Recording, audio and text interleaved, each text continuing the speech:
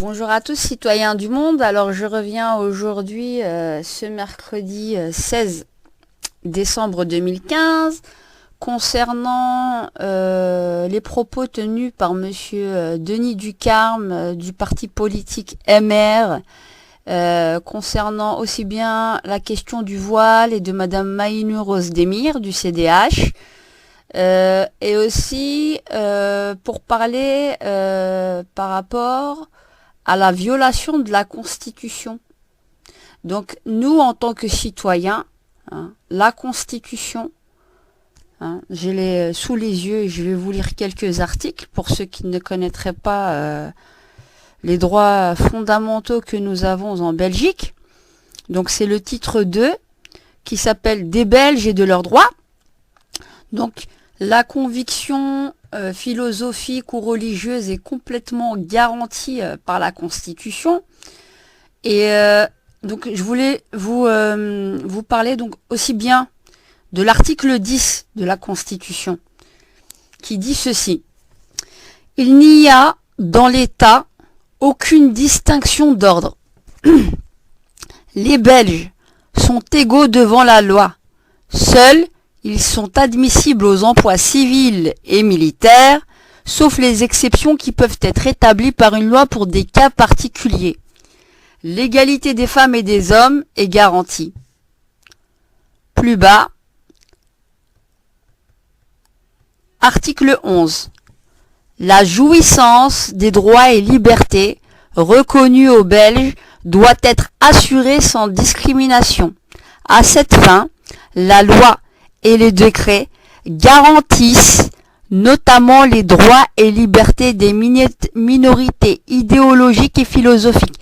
C'est-à-dire que les lois qui seront faites ultérieurement, ou quelles qu'elles soient, prendront toujours en compte la Constitution, ce qui n'est pas quelque chose à imputer à la Constitution, à substituer à la Constitution.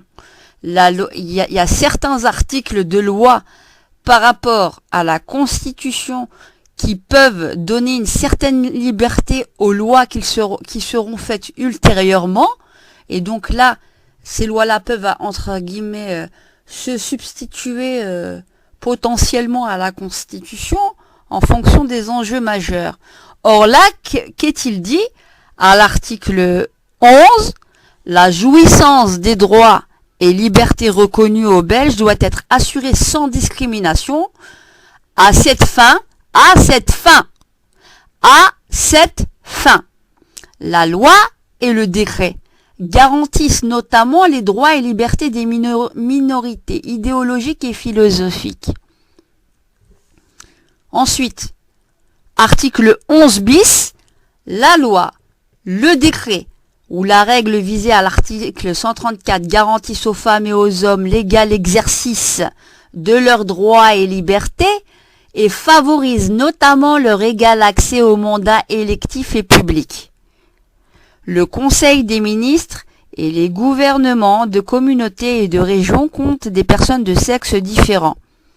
La loi, le décret ou la règle visée à l'article 134 organise la présence de personnes de sexe différent au sein des députations permanentes, des conseils provinciaux, des collèges des bourgmestres et échevins, des conseils de l'aide sociale, des bureaux permanents des centres publics d'aide sociale et dans les exécutifs de tout autre organe territorial, interprovincial, supracommunal, intercommunal ou intracommunal. L'alinéa qui précède ne s'applique pas lorsque la loi, le décret ou la règle visée à l'article 134 organise l'élection directe des députés permanents, des conseils provinciaux, des échevins, des membres du conseil de l'aide sociale, des membres du bureau permanent de centre public d'aide sociale ou des membres des exécutifs de tout autre organe territorial, interprovincial, supracommunal, intercommunal et intracommunal. Donc, qu'en est-il, chers concitoyens de Belgique, qui ne maîtrisaient pas assez bien la langue française? Et là, je m'adresse vraiment aux députés qui violent la Constitution en permanence et qui essayent de mettre sur la touche une communauté, une minorité au lieu, en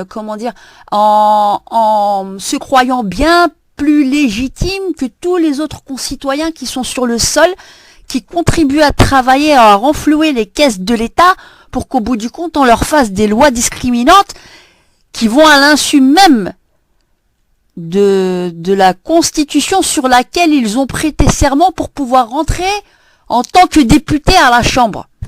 Que ce soit aussi bien à la Chambre des représentants qu'au Parlement, quels que soient les parlements. Parlement bruxellois, flamand, wallon.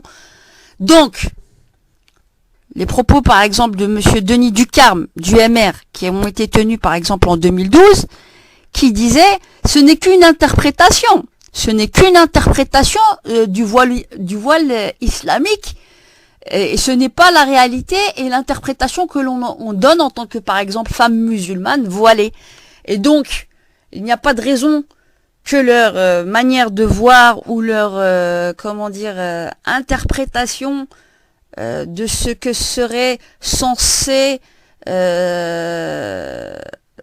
donner comme signification le voile. La Vierge Marie portait le voile, non? Alors maintenant, si on devait faire de l'histoire, alors on va remonter parce qu'il y en a beaucoup qui connaissent vraiment pas d'où ils viennent. Sincèrement, là, moi, ça me révolte, franchement, d'avoir affaire dans les chambres aussi bien du Sénat que des députés ignares qui nous font des lois. Des députés ignares, vous êtes des ignorants. Des ignorants puissance 1000 qui méritaient que tous vos mandats sautent parce que franchement vous êtes des dangers publics et vous essayez de vous faire passer pour le prisme du belgo-belge, hein, bien plus légitime, mais sachez que le belgo-belge n'est pas blond aux yeux bleus et pour ça faut faire de l'histoire. Mais bon, hein, monsieur Denis Ducarme, parce que quand même, vous m'avez bien remonté, vu que déjà à la foire musulmane, vous avez fait en sorte d'envoyer des RG, avec lesquels d'ailleurs j'avais bien discuté.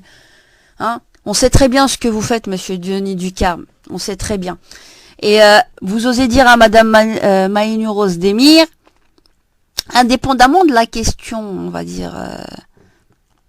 de la question qui est venue ultérieurement, parce que là je vous parle d'une déclaration que vous avez faite en 2012, qui disait carrément que qui voulait faire une proposition, que monsieur Ducarme avait déposé une proposition de loi interdisant le port ostensible de signes religieux ou philosophiques dans les assemblées parlementaires.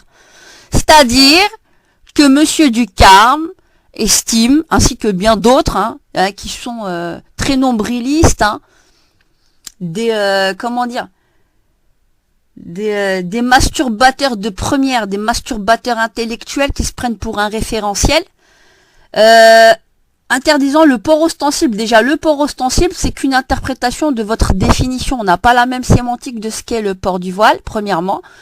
Donc, ensuite, il a dit que madame Ozdemir, il avait dénoncé l'attitude des personnes qui siègent dans les parlements, hein, et au niveau des conseils communaux, et qu'on jouait la carte du communautarisme, de l'intégrisme et du radicalisme. C'est vous qui nous définissez de la sorte, hein, pas nous-mêmes, ok?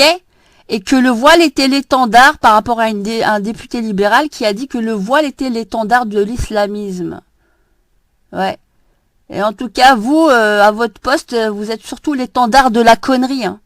L'étendard de la connerie puissance 1000. Hein. Vous êtes un déshonneur pour la Belgique. Hein.